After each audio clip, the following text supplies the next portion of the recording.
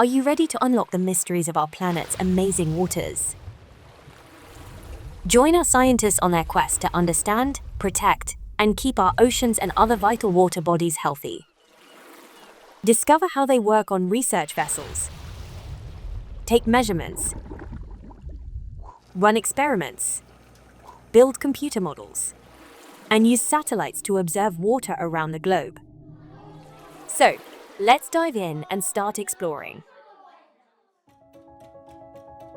Good morning, we're at Sutton Harbour in Plymouth this morning and we're about to go on Plymouth Quest to see what Plymouth Marine Laboratory scientists do on their research vessel. Come on, join me.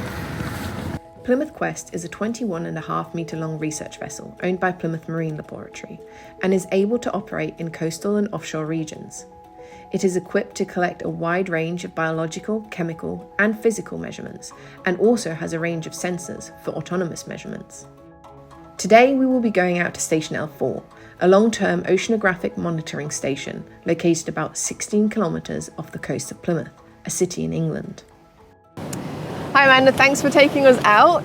You're the only scientist on board today, is that right? That's right, yes. And is that normal for a trip to L4? Yes, it is, yeah. We've got a rota of 4 people and then once every couple of weeks sort of thing, we'll all go out. Okay, so, yeah. Amazing. So you got lucky with today that you did. get to go out in the sunshine.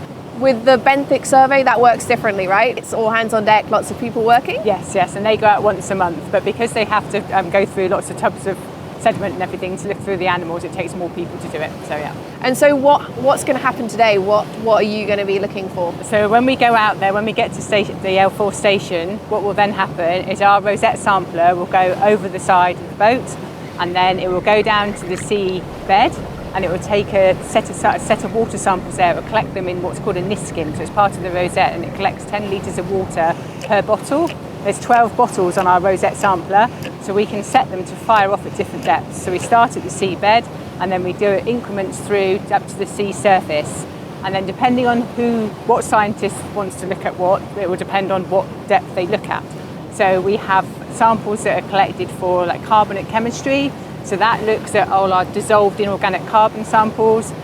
And then we also have nutrient samples that's collected and they look at nitrates, ammonium, silicate phosphates in the water column.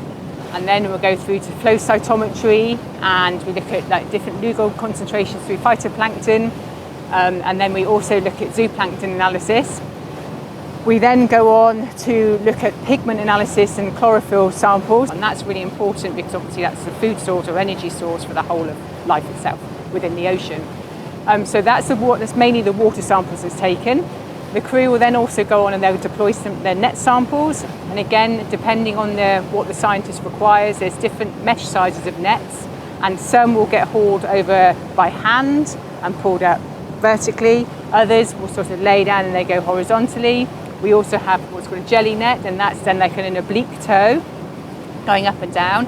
And with the jelly net sample, we're actually looking for one specific species of copepod called a calanus. And then we do an incubation experiment for 24 hours to see if they'll produce eggs. From those eggs, we then do another incubation experiment to see if those eggs are what's called viable, to see whether they'll turn into healthy eggs and turn into healthy adults. We also look at, so again, the zooplankton samples is taken, we look under a microscope so that we can actually identify what species are there and also the abundance of them, so how many of those species are there. And then we can look over a certain period of time to see if there's any difference if there's any weather conditions that are affecting the species, or again through the possibilities of whether it be ocean acidification, global warming, whatever, if there's changes in species and diversity that goes on through to ecosystems.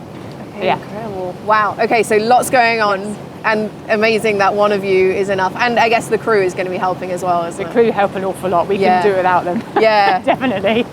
How did you get to being a scientist that gets to go out on a sunny day and do all this? Like, this is your morning, that's incredible. Yeah, what was your journey to get here? So I've done lots of different areas of science within our laboratory, and then a role came open for basically working as a science technician on board this boat. So I learned from my predecessor about how to actually organising the actual L4 sampling routines, and yeah, that's what led me to here. And I love it. I do actually love it.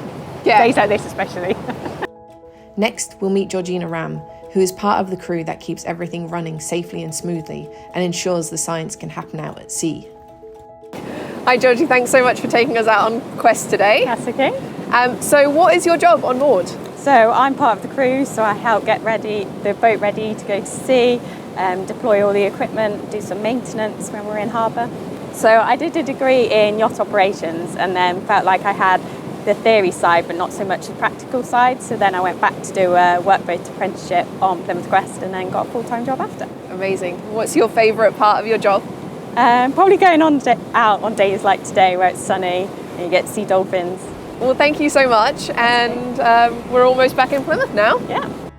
Research vessels like the Plymouth Quest and monitoring stations such as L4 make it possible for scientists to understand how our oceans are changing. The samples collected at sea provide the data that drives discovery back in the lab and helps us protect marine life for the future. For many scientists, a trip out on the water is a special reminder of why their work matters, seeing the ocean they strive to understand. And for those who dream of life at sea, supporting research and keeping these ships running smoothly, there's an equally important role on board. Together, scientists and crew help us explore, understand, and care for our blue planet.